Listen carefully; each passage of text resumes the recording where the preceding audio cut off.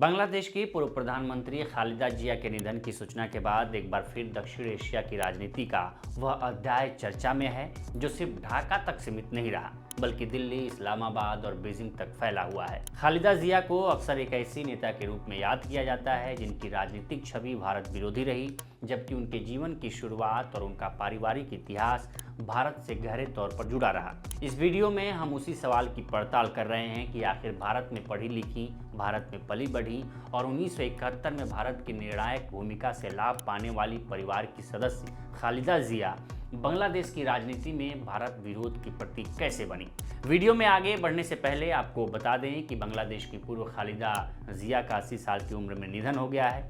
वो लंबे समय से बीमार चल रही थी। उनकी पार्टी बांग्लादेश नेशनलिस्ट पार्टी ने कहा है कि खालिदा का निधन 30 दिसंबर को सुबह 6 बजे ढाका के एवर केयर अस्पताल में इलाज के दौरान हुआ है।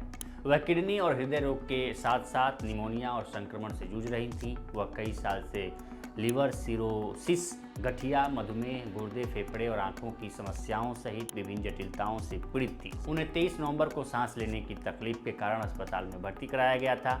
इससे पहले जून 2024 में उन्हें हार्ट पेसमेकर सर्जरी भी करनी पड़ी थी। प्रधानमंत्री नरेंद्र मोदी ने उनके निधन पर शोक जताया है। खालिदा जिया का जन्म 1945 में उस भूगोल में हुआ जिसे तब ब्रिटिश भारत कहा जाता था। उनका बचपन और शुरुआती शिक्षा भारत में हुई। यह वो समय था जब उपमहाद्वीप की साझा संस्कृति, भाषा और सामाजिक ताने बाने में आज जैसी राजनीतिक कठोरता नहीं थी। विभाजन के बाद भी भारत उनके जीवन से पूरी तरह अलग नहीं हुआ। निजी स्मृतियों और पारिवारिक अनुभवों में भारत एक परिचय स्थान बना रहा।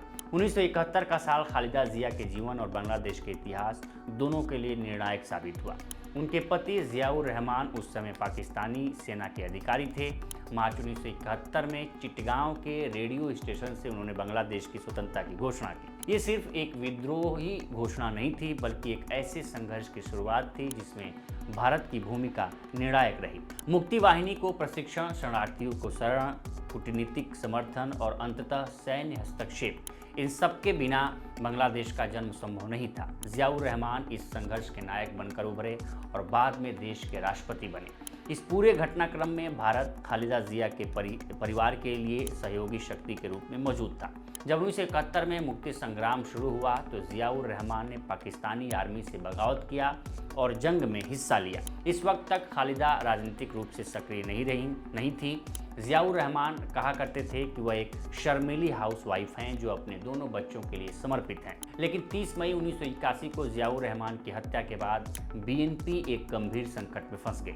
इस मुश्किल समय में खालिदा जिया ने राजनीति में पैर रखा। वह पार्टी में शामिल हुई और 12 जनवरी 1984 को इसकी वाइस प्रेसिडेंट बनी। उन्हें 10 मई 1984 को बीएनपी का चेयरमैन चुना गया। निजी शौक जल्द ही राजनीतिक उत्तराधिकारी में बदल गया। बिना किसी लंबी राजनीतिक ट्रेनिंग के खालिदा जिया सत्ता की राजनीति में उतरी। उनके पास सबसे बड़ा राजनीतिक पूंजी जियाउर रहमान की विरासत थी। यहीं से उनका सामना उस राजनीतिक ढांचे से हुआ जिसमें भारत अब केवल पड़ोसी देश नहीं बल्कि एक राजनीतिक प्रतीक बन चुका था। इसी दौर में बांग्लादेश की राजनीति दो स्पष्ट ध्रुवों में बंटने लगी।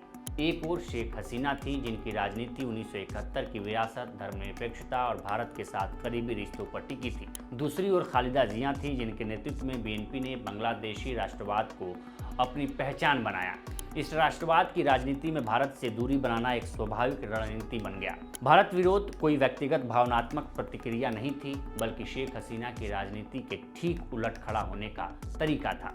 बीएनपी के मंचों से ये बात बार बार दोहराई जाने लगी कि भारत बांग्लादेश की राजनीति में दखल देता है, जल विवाद और व्यापार में बांग्लादेश को नुकसान होता है और 1971 की विरासत के नाम पर सत्ता एक सीमित वर्ग के हाथ में सिमट गई है। इन आरोपों में कई जगह राजनीतिक अतिशयोक्ति थी लेकिन उन्होंने एक बड़े वोट बैंक को प्रभावित किया। भारत विरोध धीरे धीरे सत्ता तक पहुंचने का औजार बन गया। खालिदा जिया के राजनीतिक जीवन का सबसे विवादास्पद मोड़ तब आया जब उन्होंने सत्ता के लिए जमात इस्लामी जैसे दलों से संगठन किया। ये वही संगठन था जिस पर 1971 में पाकिस्तान के साथ सहयोग के आरोप लगे थे। ये फैसला वैचारिक नहीं व्यवहारिक था लेकिन इसके असर दूरगामी साबित हुए।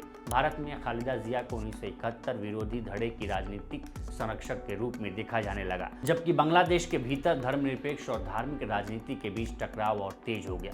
भारत से दूरी बनाए रखने की इस राजनीति में रणनीतिक विकल्प ही तलाशे गए। पाकिस्तान और चाइना के साथ रिश्ते मजबूत किए गए। पाकिस्तान के साथ सैन्य और खुफिया स्तर पर संवाद बढ़ा, जबकि चीन के साथ बुनियादी ढांचे और रक्षा सौदों ने रफ्तार पकड़ी। ये झुकाव किसी वैचारिक झुकाव से अधिक भारत के प्रभाव को संतुलित करने की कोशिश थी। खालिदा जिया की कहानी यहीं सबसे जटिल हो जाती है। निजी जीवन में भारत उनके लिए कोई शत्रु नहीं था। उनकी पढ़ाई, उनका बचपन और 1971 का संघर्ष सब भारत से जुड़े थे। लेकिन राजनीति में भारत एक ऐसा संदर्भ बन गया जिसके विरोध के बिना उनकी राजनीतिक पहचान अधूरी माने जाने लगी। सत्ता की मजबूरियों ने निजी इतिहास को पीछे धकेल दिया और खालिदा जिया बांग्लादेश की पहली महिला प्रधानमंत्री रही हैं। 20 मार्च 1991 को उन्होंने पहली बार पीएम पद की शपथ ली। इसके बाद 1996 में वह दोबारा प्रधानमंत्री बनी। हालांकि इस चुनाव में कई पार्टियों ने चुनाव का बहिष्कार कर दिया था। इस दौरान ही उन्होंने आपात स्थिति में निष्पक्ष केयर टेकर सरकार होने का प्रावधान किया था, जिसके लिए उन्होंने संविधान में संशोधन किया था। हालांकि केयर टेकर सरकार बनने के बाद होने वाले मध्यावधि चुनाव में बीएनपी पार्टी को अवामी लीग के हाथों करारी हार मिली। हालांकि साल 2001 में हुए चुनाव में उन्हें 2/3 बहुमत से जीत मिली थी। फिर 2007 में सेना समर्थित केयर टेकर सरकार ने उन्हें जेल भेज दिया। फिर वह 2008 में रिहा कर दी गई थी। फिर 2018 में भी उन्हें जेल जाना पड़ा था, लेकिन उनकी पार्टी और परिवार के सदस्यों ने बार बार तत्कालीन अवामी लीग सरकार से खालिदा को बेहतर इलाज के लिए विदेश जाने की इजाज़त देने की गुजारिश की थी, लेकिन उनकी अपील ठुकरा दी गई थी। खालिदा जिया को साल 2018 में अवामी लीग की सरकार के दौरान जेल भेजा गया था। उन पर जिया अनाथालय ट्रस्ट भ्रष्टाचार में लिप्त होने के आरोप लगे थे। हालांकि कोरोना महामारी के दौरान उन्हें कुछ वक्त के लिए रिहा किया गया था। 6 अगस्त 2025 को खालिदा को पूरी तरह से रिहा कर दिया गया था। राष्ट्रपति मोहम्मद शहाबुद्दीन ने संविधान के अनुच्छेद 49 में दी गई राष्ट्रपति की शक्ति का इस्तेमाल करते हुए उनकी सजा को माफ कर दिया था। तो फिलहाल इस रिपोर्ट में इतना ही। बाकी देश दुनिया की तमाम खबरों के लिए बने रहें लोकमत हिंदी के साथ।